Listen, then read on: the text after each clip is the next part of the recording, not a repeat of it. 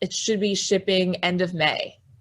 So anyone who wants it, it's on my website. Breaking news, breaking news. Breaking news.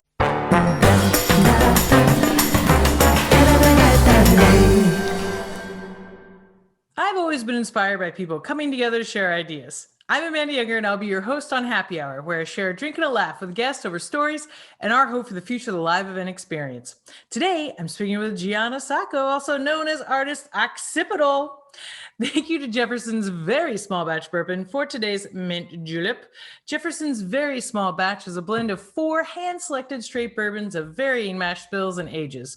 This creates a whiskey of consistent quality while allowing for complex nuances to express themselves in each new batch. A very small batch is an approachable, easy drinking, and smooth bourbon whiskey that's perfect whether enjoyed neat or in a cocktail, like today, and enjoyed both by connoisseurs and people new to the premium bourbon market. The Mint Julep has been promoted by Churchill Downs in association with the Kentucky Derby since 1938. Each year, almost 120,000 juleps are served at Churchill Downs over the 2-day period of the Kentucky Oaks at the Kentucky Derby. Cheers to Medina Spirit, who has won the 147th running of the Kentucky Derby. Be sure to continue the conversations with us online at EventSpeak.com. Had to finish that. Cheers. Subscribe on Apple and Google Podcasts.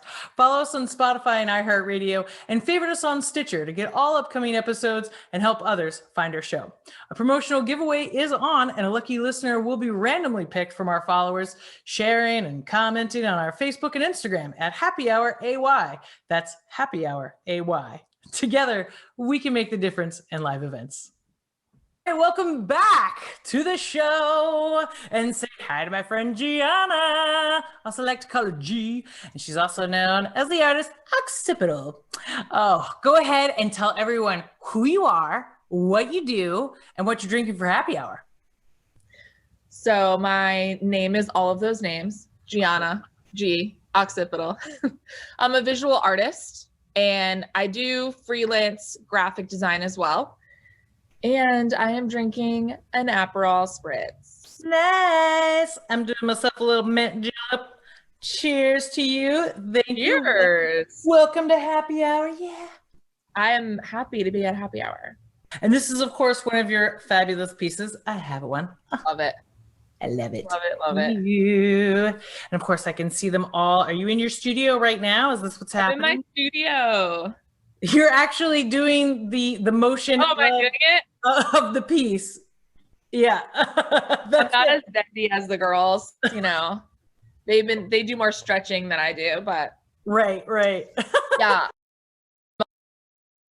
I'm on the spot that I generally paint, so there's some spotlight going on. I'm in like this weird lit area. This is your comfort zone. This is your creative area. I get it. I feel it. I know it. Okay. We actually met. It's my second home. Right, of course. And we actually met through one of my previous guests on the show, Lindsay Caprioni, Rummel. And I used to be a designer over there at the Camuto group, right? Yeah, so I met her at my very first job out of college. Oh, man. Yeah, I was a little tyke. She knew me when I was, just starting out. Yeah, so I... Bright-eyed and bushy-tailed. Yeah, I was eager. Yeah, I was in shoe design. Mm-hmm. And I looked up to her a lot. She's still doing it. She's amazing. Yeah, she was telling me about some of her exploits abroad, and then how they've had to virtually create production, and how it's like really started up like this huge trust with vendors abroad in all of these other countries, and how she's had to change the reliance rather than actually going over there and like micromanaging it. Touching, that's her problem, is like, send me the samples, I have to touch it, I have to do it. What does the color look like in real life? Yeah. Did you have any stories? Did you ever go over abroad for So I got the job end of October. I remember because it was like around Halloween time. And then they were like, you need to go to China in December. I was like, okay, cool, I'm ready, but I don't have a passport. So it was my first time out of the United States. What? So they expedited me a passport and I got on a plane to China. I was there for 2 weeks. It was cool. I loved it. I like being thrown into things. Right. Deep end. Yeah, like just sure, yeah, I'll do it. Let's go. Haven't been on a plane longer than like 3 hours, but like cool. It was really cool. Yeah. Yeah. Nice. Good. And I know it seems that you were, before Camuto, it seems like you were interning for years, but also with like different fabrics and textures and techniques. But it seems like, how has that like hands-on approach to textiles, how has that really kind of helped you with your art of movement? Ooh, so I went to school for fashion design. That's why I have so many internships. Got it. In fashion, they're true internships. I don't know what paid interns are like. But it's interesting because when I was designing and using fabrics, I like to drape the most, which is basically taking the fabric and putting it on the form, because I wanted to see how it hung on the form and how it moved when you walked or did things. So it's funny that now I'm still interested in the movement of the body, whereas before I was just using fabrics. Yeah. And I didn't realize that connection until you're asking me that question. I was like, oh, actually, I was always really interested in this and I didn't realize. But yeah, I use a lot of menswear fabrics and like thicker fabrics so that they had like their own kind of like body and shape. And when I was in school, I thought I was going to be designing outerwear. And here we are. I do not design coats, though I wish I did. Right. I made some for myself, but that's about it. Nice. Yeah. And you also work lots of internships. Yeah. Right. And you've also worked on multiple fashion weeks. So how is that kind of like from prepping to dressing to like the chaos of backstage? You know, I'm assuming like instead of doing it on the form, now you're doing it on people and seeing how they move with those fabrics. What was that like? I really like Fashion Week. So the first time I saw a fashion show, I was backstage, which is very different than watching the show. It's two different worlds. It's completely chaotic. And then as soon as I hit the runway, it's like none of that ever happens. It's like so beautiful. And then they like run backstage and you have to change them again for the next look. I was starstruck because these are the models and designers that you've been looking at through magazines. What are magazines anymore? Or style.com now. But for me, I flipped through magazines because, so I was starstruck being like, oh, I've seen pictures of you, even though you're like a lot younger than me. I'm still like in awe of who you are. And then seeing the clothes in real life, I was like, oh my God, I touched that. I saw it in real life. Yeah. This piece of garment that is getting thrown on out the runway and back. But yeah, Fashion Week is really cool. I can't imagine being a model and like because you have to then like you're the one going out and being like, yeah, none of this ever happened. I'm good. We're good. Hair flip done. And then they run to the next show. Right. I'm like, oh my gosh, I can't believe they go show to show. They're just like dolls, like hair, makeup. Crazy. Amazing. So you've always been a graphic designer from like logos to promotions. So as a graphic designer, what have you been seeing trending like from companies? Because it seems that marketing wise, everyone's had to pivot and change what they're trying to do. Have you seen anything on the graphic design end of it? My most recent project was in package design for a hot dog company, local hot dog company. I did my first food photography, which is cool. Nice. Yeah. You get to eat your props, it's fun. Afterwards, you're like, Yeah, I'm like, oh, okay, cool. Love the product. Great. Mostly I've seen companies needing to revamp their social media because that's where people are always on. So the stories posts, that's where, even when I was working with them, they were thinking like, how are we gonna get them onto our social media, this package? And of course, if in food, like gluten-free, those like buzzwords are always good. Yeah.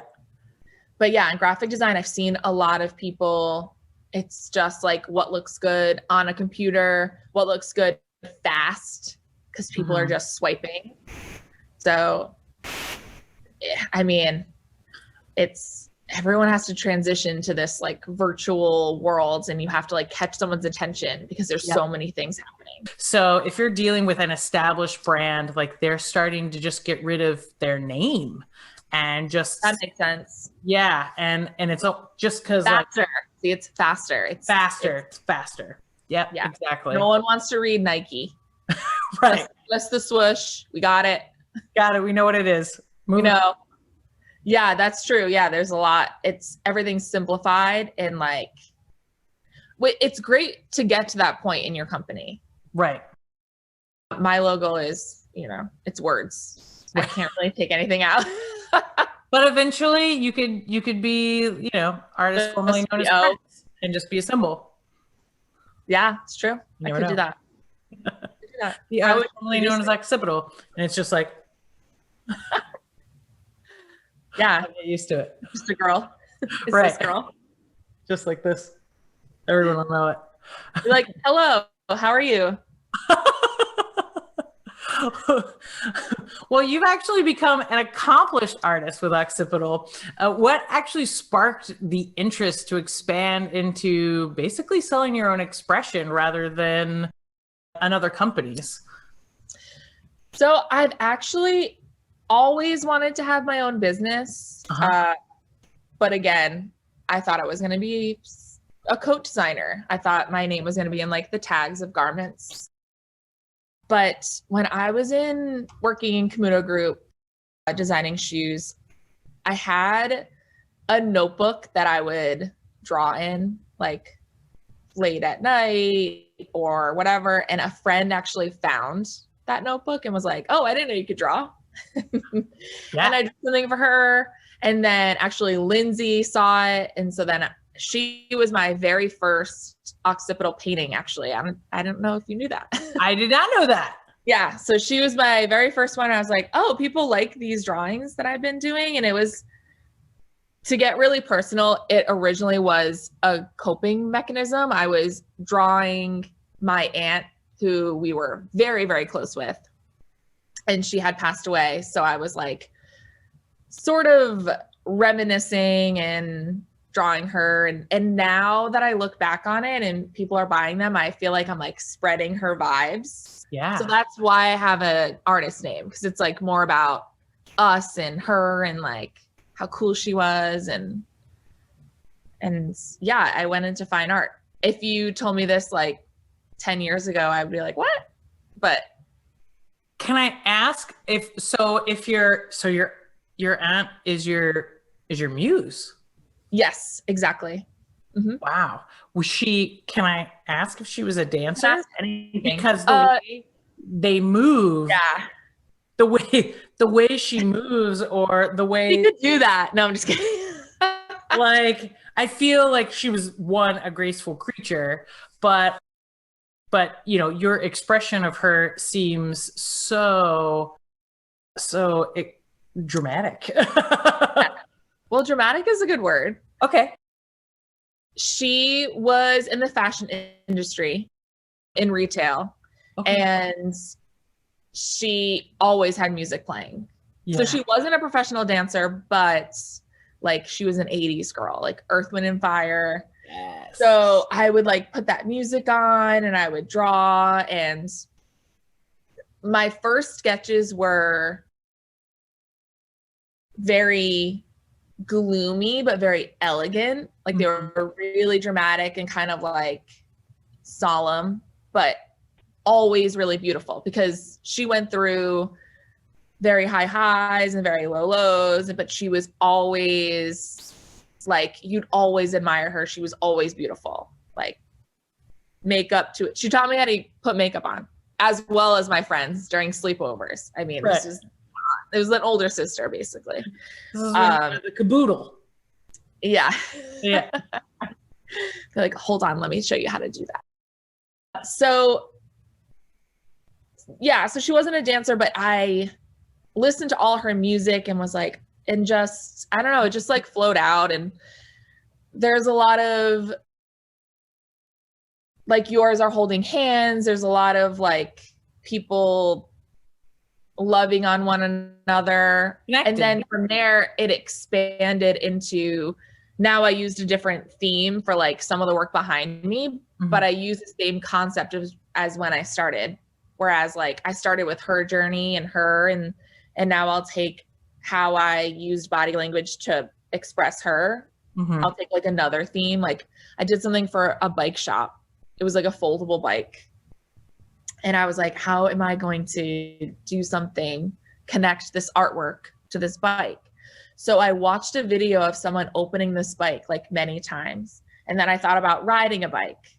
And I was like, okay, so what's the feeling of me riding a bike? And then all these emotions of like freedom and I can fold this bike and go anywhere and do this and that. So I was like, okay, so this is all going to be like movement unfolding. Like it's going to be, I can go anywhere and like this freedom feeling and like really like whatever movements, like kind of like flailing about. But so I try to connect it with different themes now, but when it first started, it was like solely about her, and I'll always go back to her during like some other like collections and things. Nice. So what do you expect to see as reopenings are beginning and companies seem to be ramping up their business? Have you noticed more rebranding? Ooh, rebranding. Yeah. A little bit. I think people want to be fresh and new.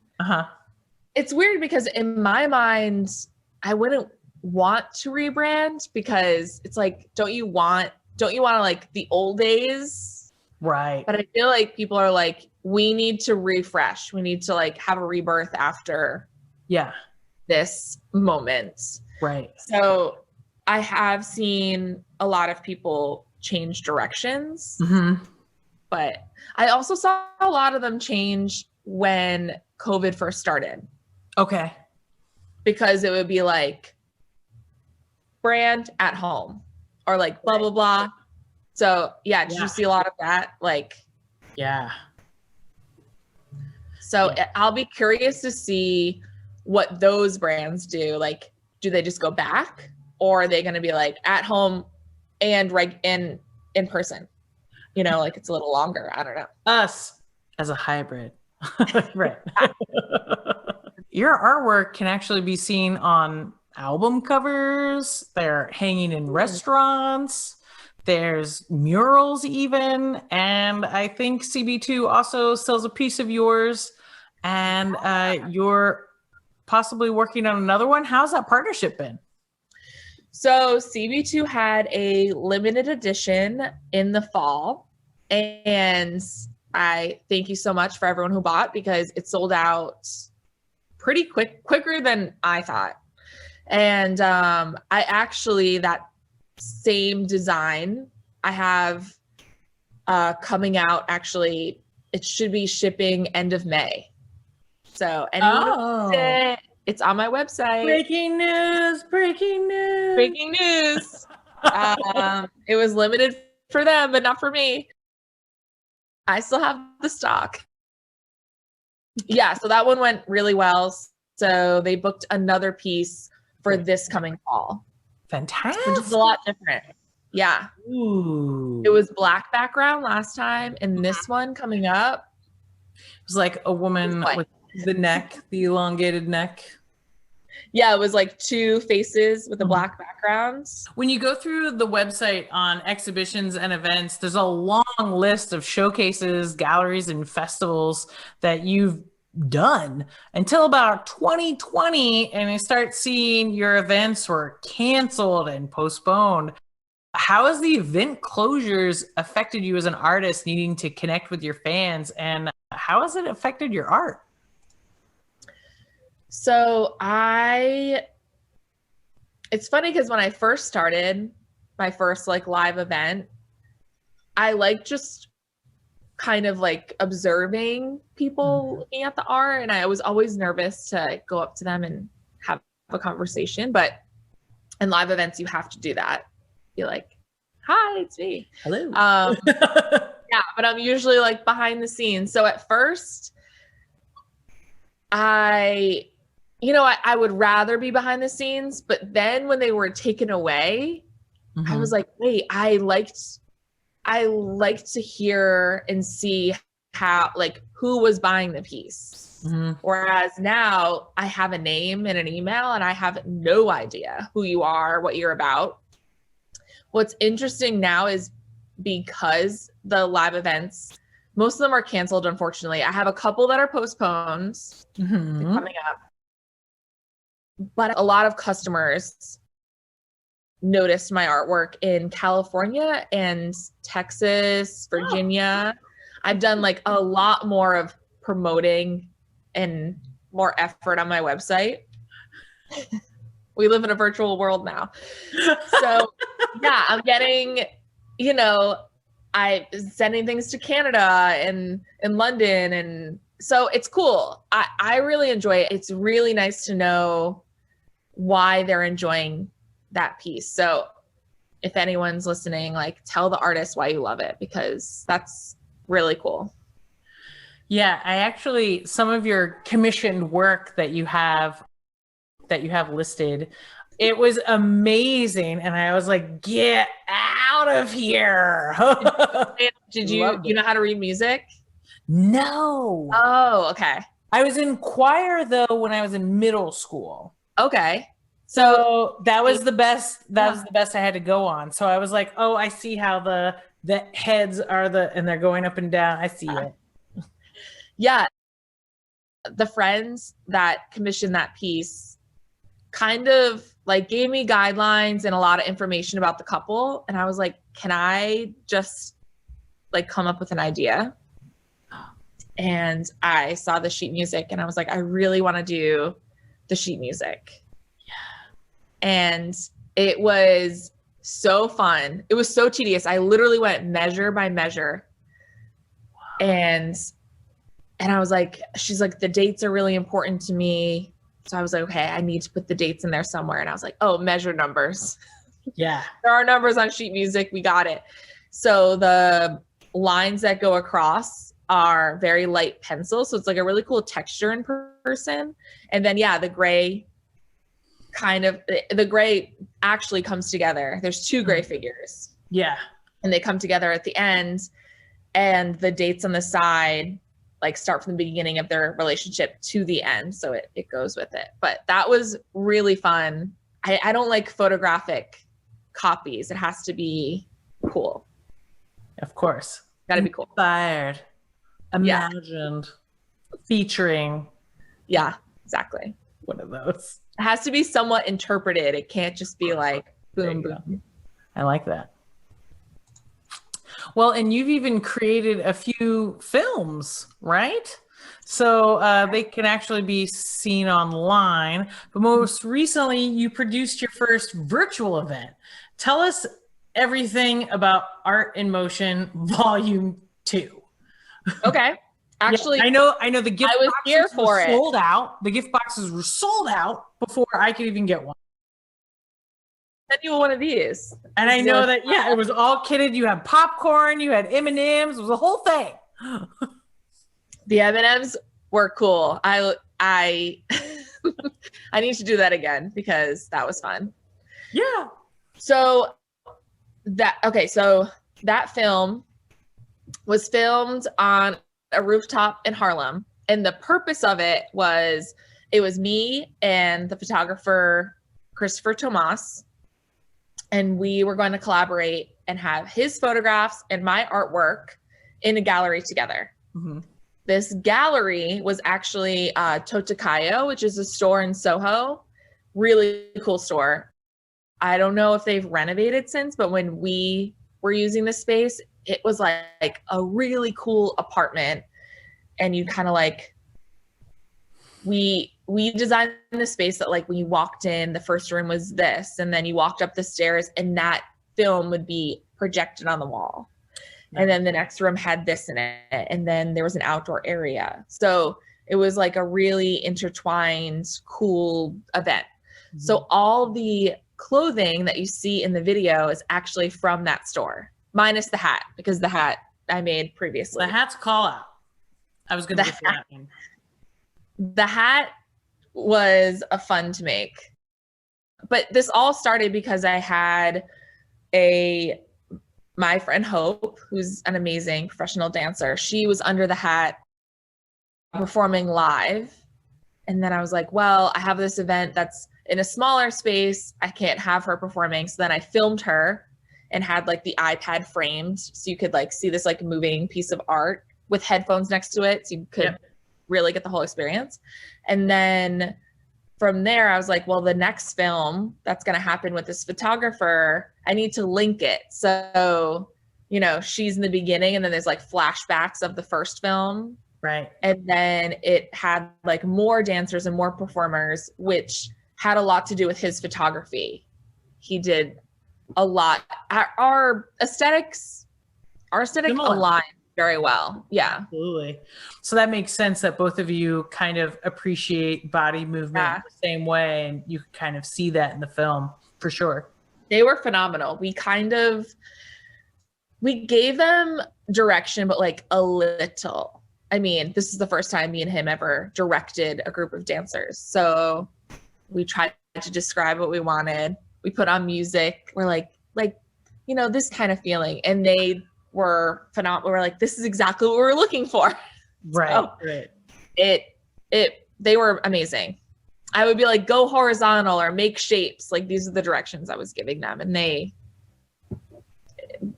you know, did amazing. So it's wonderful. Hopefully I get better at direction in the future. But I love it. Well, because I actually was like, oh man, it's the return of the hat. The return of the hat. Volume 1, it would, you know, that was her with the hat and she would slowly move. And then I knew it's your gallery, you know, that's where she stood, you know, like you said, basically a full-blown experience. Film experience too.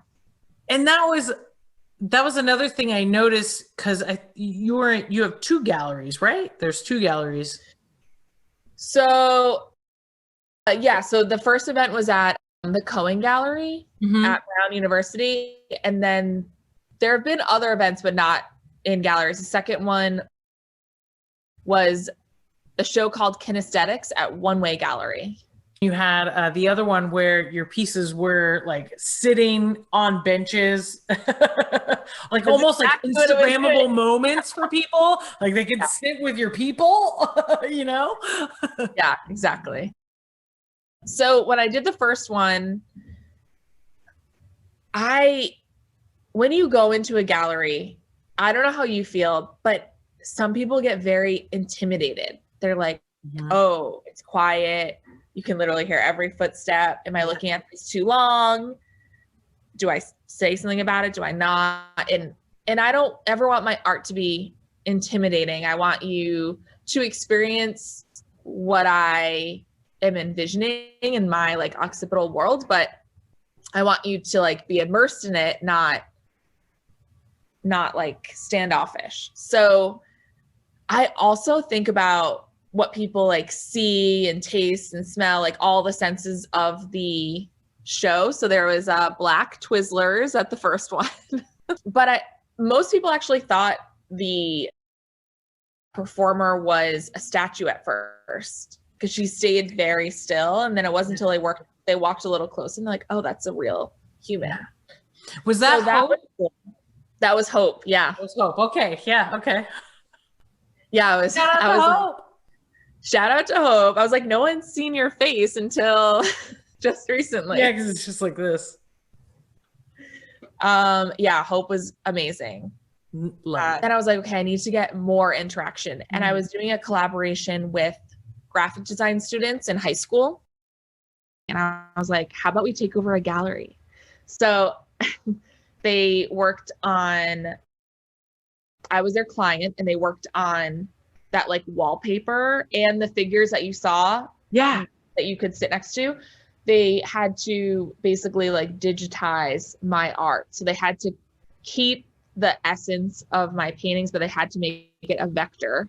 So do it in Illustrator and all of that. So, and there was also like a little short animation that they worked on.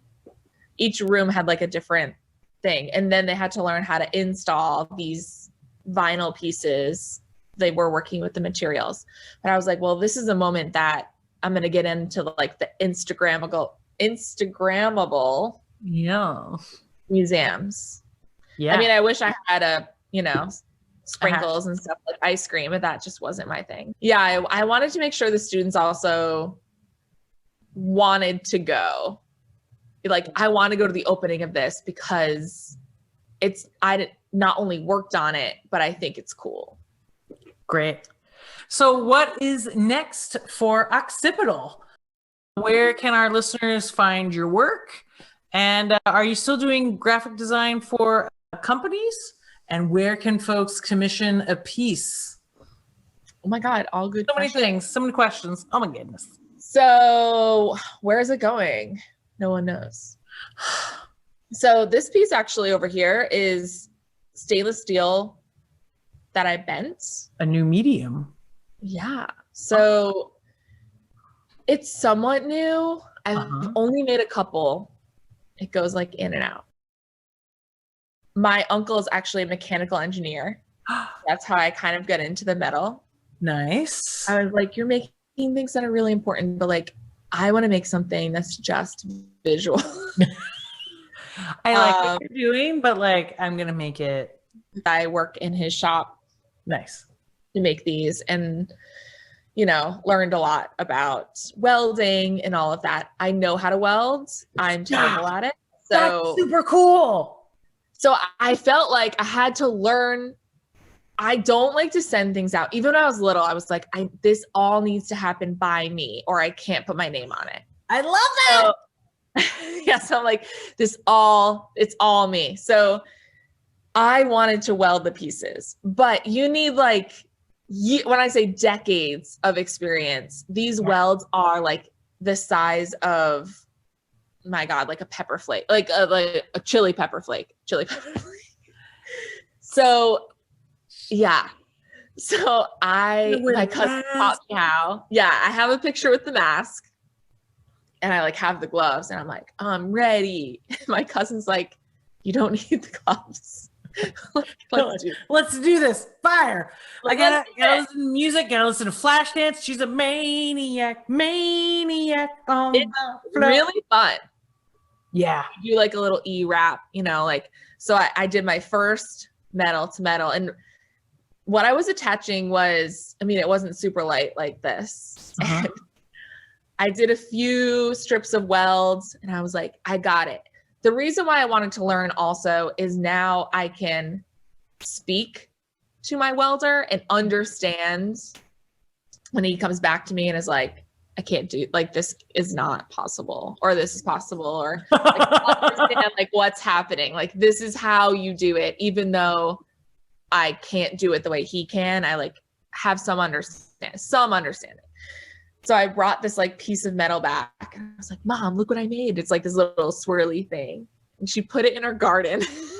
And like a week later, the first weld I did, like the metal piece just like fell off. Oh no. It was like, it's like, damn it didn't even hold. But the other ones held. So at least, I got better. Right. Hey, there's always a first try. So I don't know exactly. Whenever I come up with an idea, it happens quick, and I like have to get it done. So you'll never know. Nice. But I would like to do more metal, and maybe more like animation would be cool. Nice. That's wonderful. And we can find you everything online, right? We can So website. everything is on my website. I am not the best at updating the website all the time. Looking for an intern. Just kidding. Always. All the prints you can buy right online. The coffee table book is right online. All the events. I do have a newsletter. Yeah. So I do still have the brochures. Oh. I actually wanted them to look like a playbill. And it does, because it's a film and it's a play. Yeah, so these are still available, but yeah, the snacks were where it was at. That's true. Well, and I had my write them, not just like my mom. She's a professional artist and she focuses on calligraphy. Her handwriting is insane. What? Like she can't do chicken scratch to save her life. That would be very hard for her. Oh my goodness. Yeah. I Did could you never really? forge a signature. Yeah, calligraphy in school, which is very disciplined because if you mess up, you have to do the whole thing over. Yeah, we actually collaborated. Those pieces are supposed to be, they're going to be in the show in September in Jersey City. I had anyone who saw the post write one word that described them during the beginning of quarantine. Mm-hmm. And she painted the words on canvases. And then I painted girls to go along with the words. Some of them are in almost like watercolor, right? Yeah, so the watercolor I use is gouache. And it almost, a lot of people think it's ink because it's really opaque watercolor. Like if it drips on a piece of paper, it's there forever. So it's similar to working with ink. And yeah, so it has the same kind of look as almost like sumi ink. Mm-hmm. Is like that like brush that you would make those like Japanese characters in. Calligraphy. Like mom's calligraphy. I'm doing something different, Amanda. I'm doing something different. We learned on like the metal, like the Declaration of Independence pens. Yes. Yeah. Got it. Not the brush. Of course. The glass is empty and we are good for dancing. It's just an orange. That's a beautiful orange. All right. Feeling like getting those moves on with the outro music? Oh yeah, let's do it.